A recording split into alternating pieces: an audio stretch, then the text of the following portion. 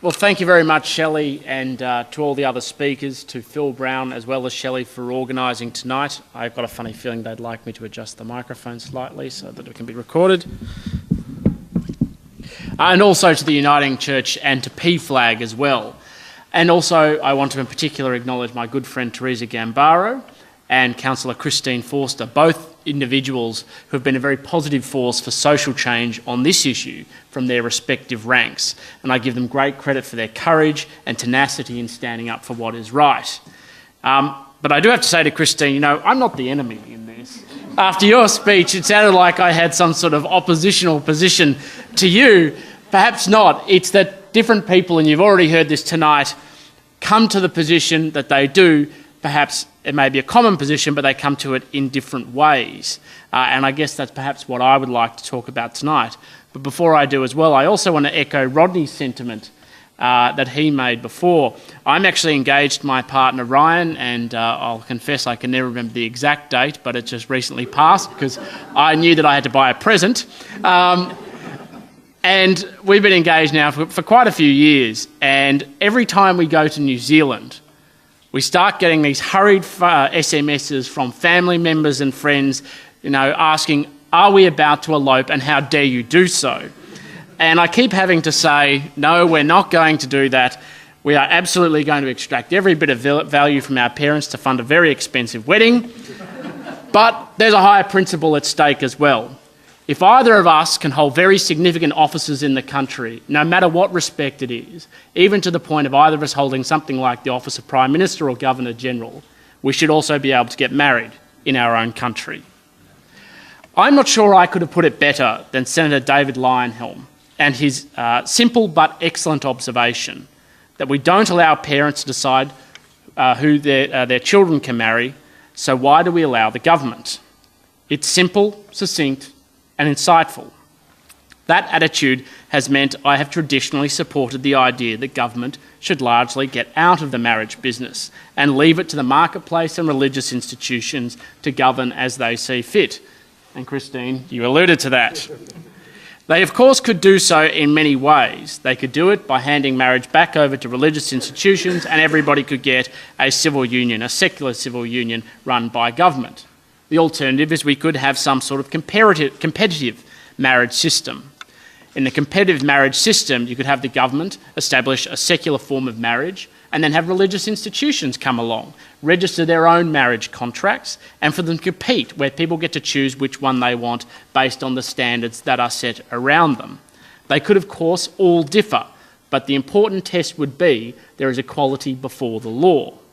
And on a philosophical level, I still have a great sense of deference to those ideas. But I'm not sold that that's the end of the argument. As Christine also alluded, marriage is not a human right.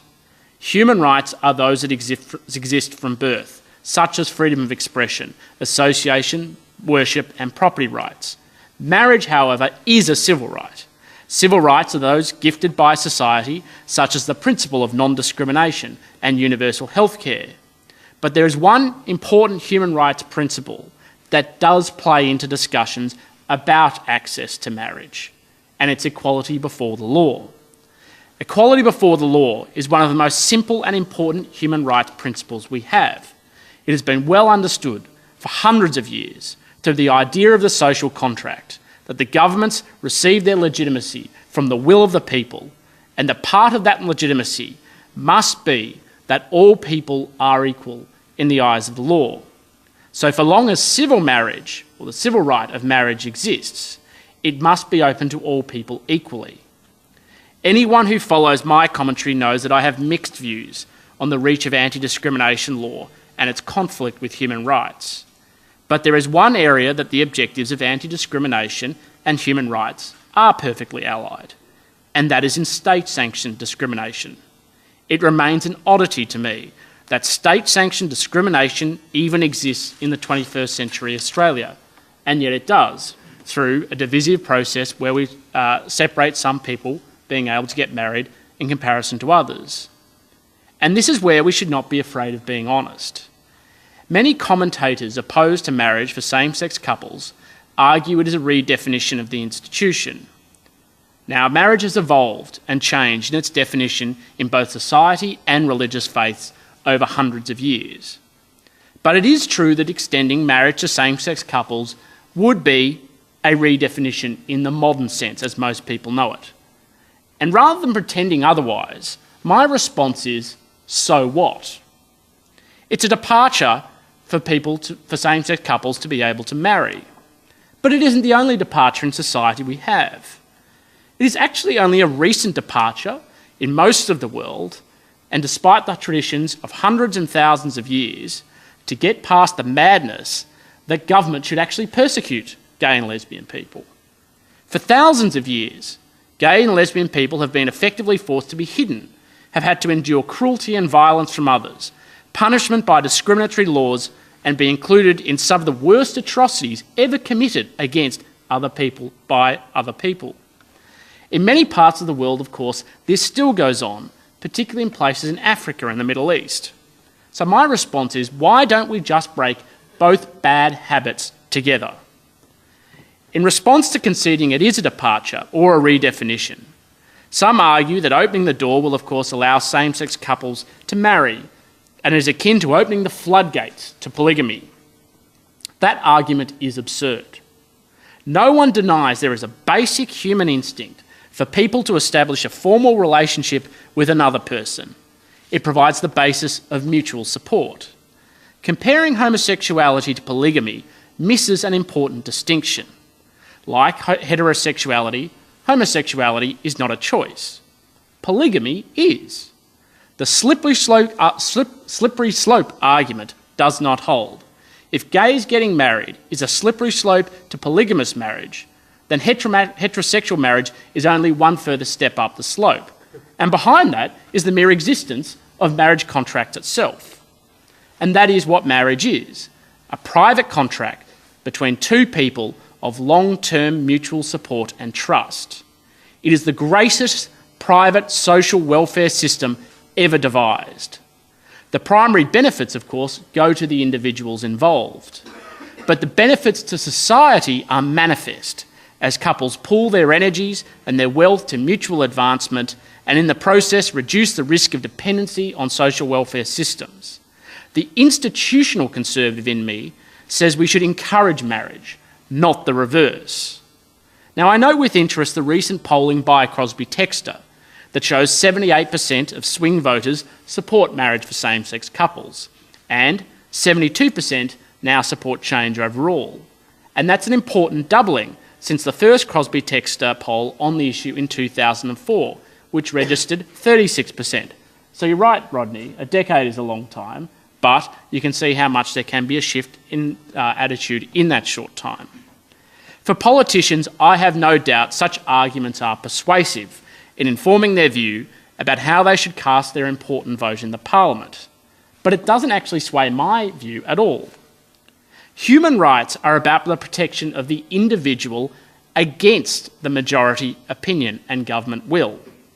It's why it is absurd to justify, for instance, restrictions on free speech in recent debates simply because it is popular, even if 99% of people voted to silence the remaining 1%.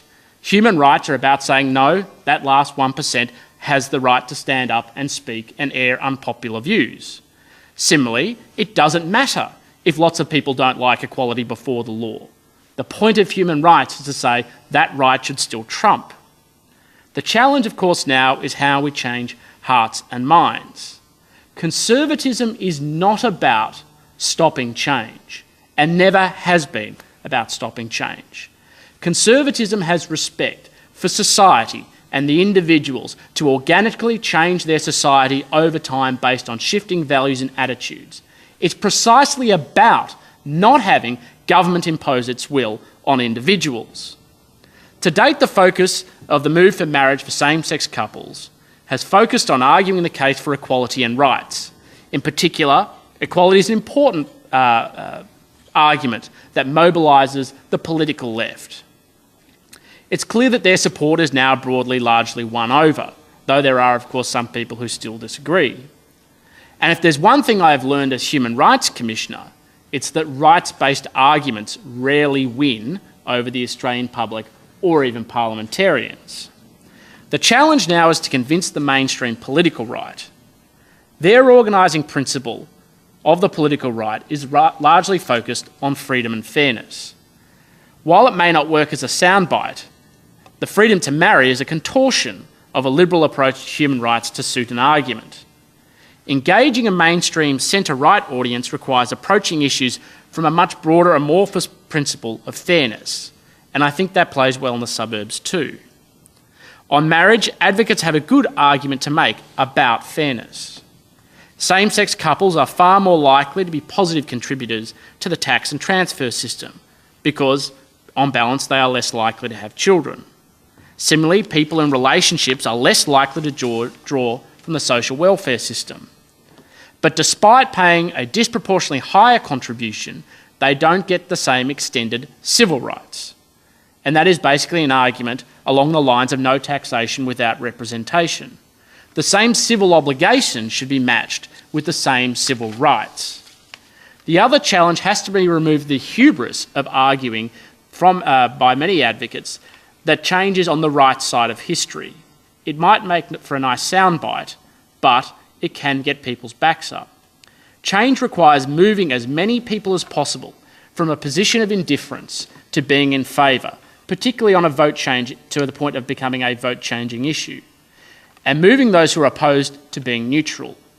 Using patronising language keeps people in the opposition camp by belittling and trivialising their concerns. This flawed strategy was evident in the 1999 Republican referendum. Advocates argued a republic was necessary for Australia to finally become a grown-up nation. Yet such language backfired because it belittled our nation's greatest achievements. Instead of being open to change, some took offence at the very proposition that was put forward and stopped listening. The other important point is that it is time for protests has passed. I don't want to dismiss the importance of protests, meeting like this, and people getting out there and yelling their opinions from the rooftops.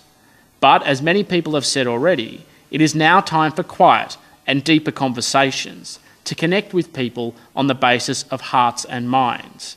Achieving change requires understanding the audience you're speaking to. Thank you.